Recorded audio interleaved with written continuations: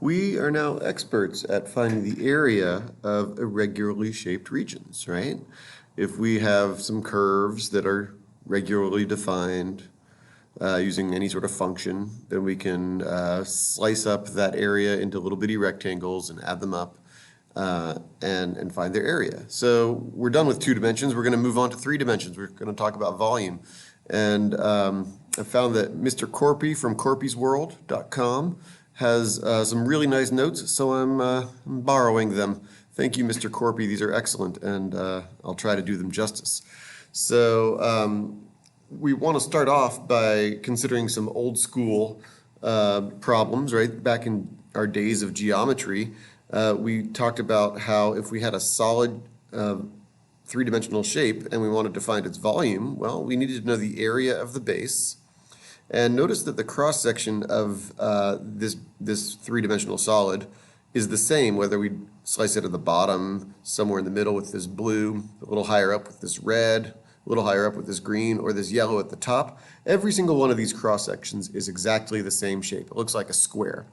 So it stands to reason that we're just stacking a whole bunch of equally sized squares up until we get a volume of what we want. So we find the area of that cross-section that's not changing, and then the height or the distance between those two faces, congruent faces, we'll call them bases, right? Whether they're top and bottom or front and back like they are on this triangular prism. As long as our cross-sections are consistently sized, then we just find the area of that cross-section and we multiply it by the distance from the first cross-section to the last cross-section.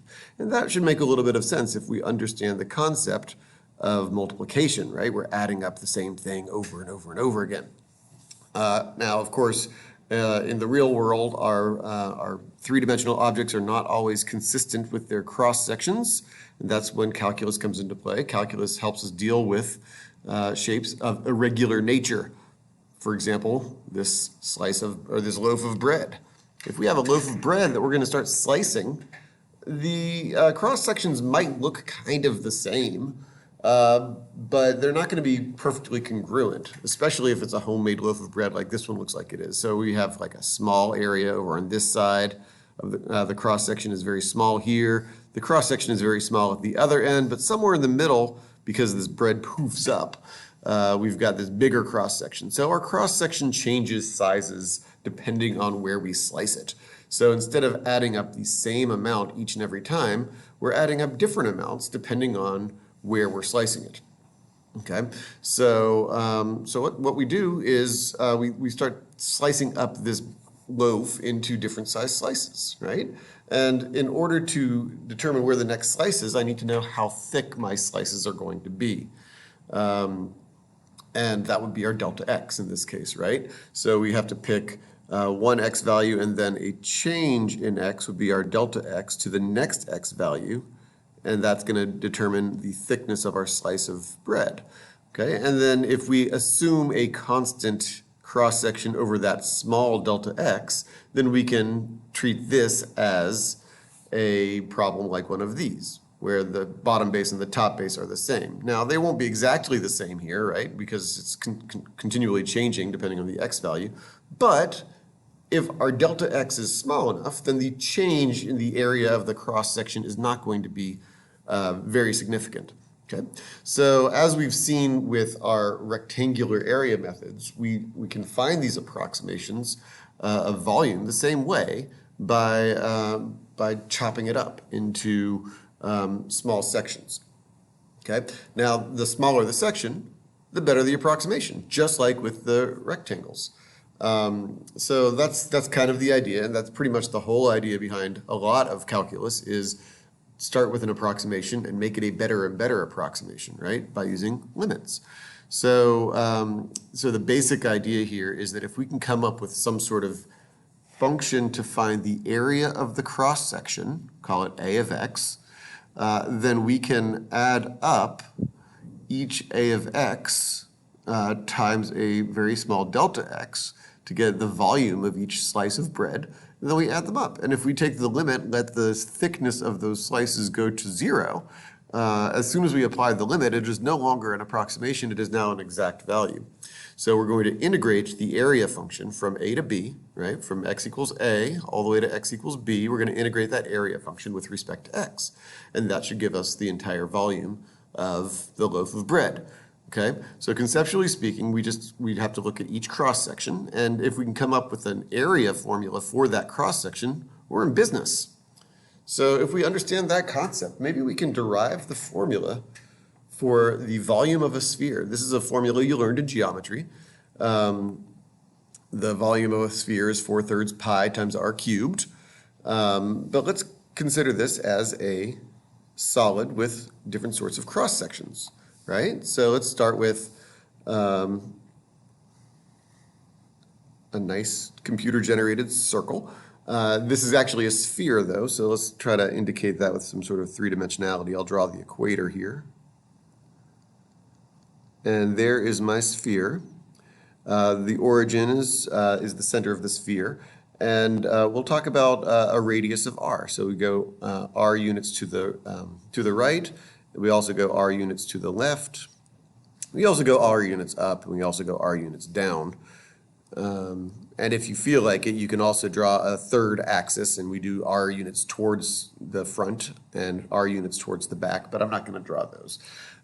So if we're going to find the volume, we want to slice this thing up, right? We're going to slice it up. This is our spherical loaf of bread, and we're going to slice it. And I'm going to pick vertical slices. So let's pretend like this is a plane that's slicing through our sphere. I'm trying to make this nice and three-dimensional. So the cross-section of every single one of these guys is going to be a circle.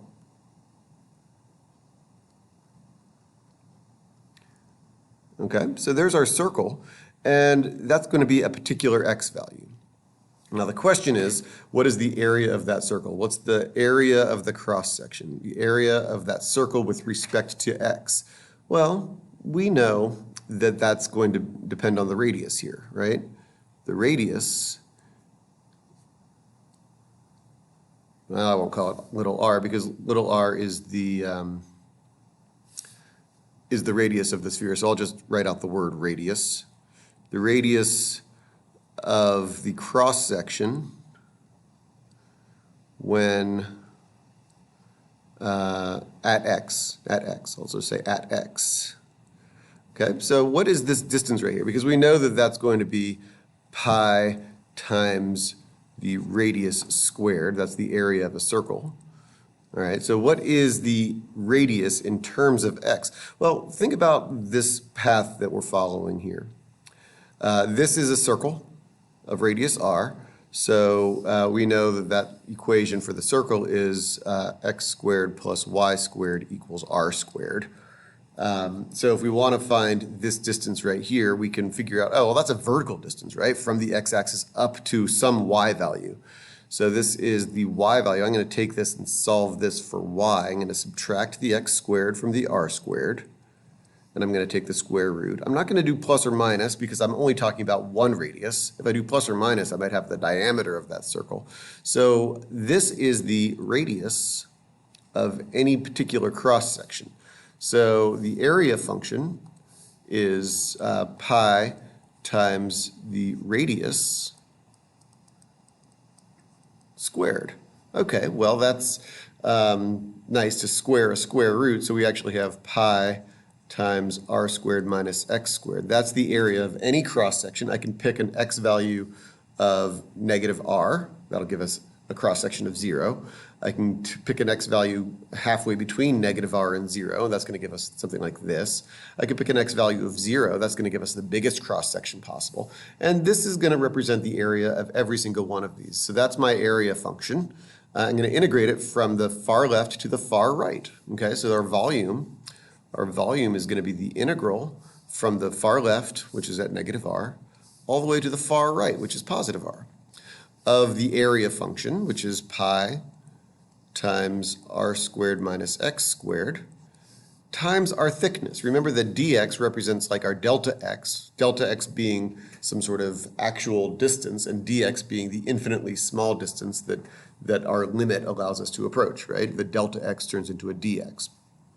So this looks like something that we can handle, right? First of all, the pi is a constant, so I'll factor that out. I'm going to integrate r squared with respect to x. R is a constant because it's a fixed radius of the sphere, so r squared times x will be the antiderivative of that. And then if I integrate x squared with respect to x, I'm going to get 1/3 x cubed. So that's the antiderivative. I'll evaluate that at our endpoints, and we'll see what we get. We'll get pi times, well, x is going to get replaced with positive r, so I'm going to get r cubed minus 1/3 x cubed, well, that's going to be r cubed. And then I'll subtract that same antiderivative evaluated at negative r. Well, when I square r and then I multiply that by a negative r, I'm going to get negative r cubed. And then if I cube negative r, I'm going to get negative r cubed, but I've got a double negative here, so I'll put a plus 1/3 r cubed. All right. So we're pretty close now. All we've got to do is simplify what we've got here. We've got r cubed minus 1/3 r cubed is 2/3 r cubed minus, oh, this is the same thing just with opposite signs. So this is minus negative 2/3 r cubed. Well, subtracting a negative is adding a positive. So this is 2/3 plus 2/3 is 4/3. What? 4/3 pi r cubed. That is exactly what we learned back in geometry without the benefit of having calculus to help us. Now we have some sort of proof that in fact the volume formula of a sphere is 4/3 pi r cubed.